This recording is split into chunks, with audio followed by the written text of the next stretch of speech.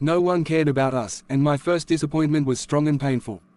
Not because I was harmed, but because I was a man with principles that did not allow me to question the sincerity of others, and faith was that I am a good soldier. The faith that I live by is the heavy burden that has always made me a laughing stock for others. After that night, I met this woman by chance at a ship port in Alabama. We talked a little about life and a lot about wealth. Hi George, unfortunately I have involved with an old man who is not a soldier.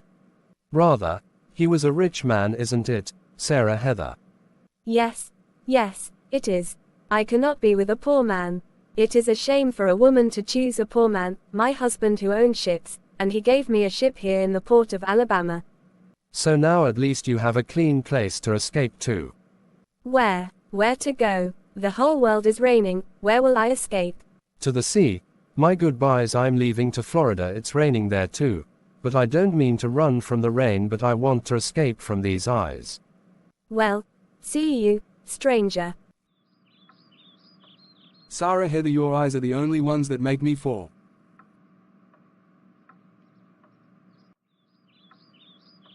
And he headed back to Florida, and everything that evening turned into something meaningless in his eyes, and the sea with which he was sitting alone seemed to carry her as well.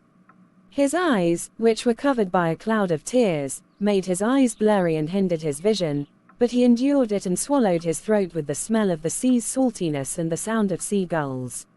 He knew that he lost it before he gained it, and that he is suffering from something wrong, something called impulsive imagination, in making himself have things that he did not have in reality. Is he so hopeless trying to live this life this way, or because he knows that he will not be able to, does he live it as he wishes in either case? After I arrived in Florida, I went to the bar and drank to excess.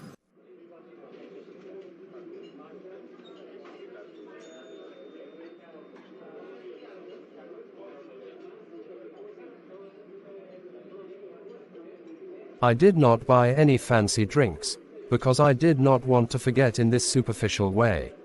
I should have forgotten with this heart, and to be honest, I have never forgotten, even after 55 years after this situation.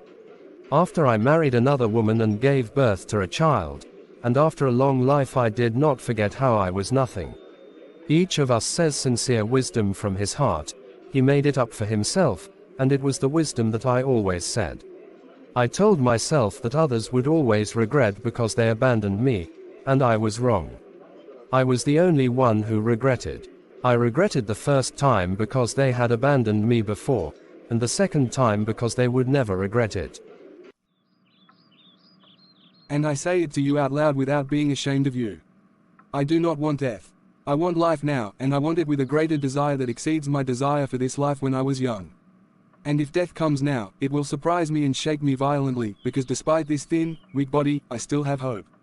A strong memory linked to life and retaining all its details.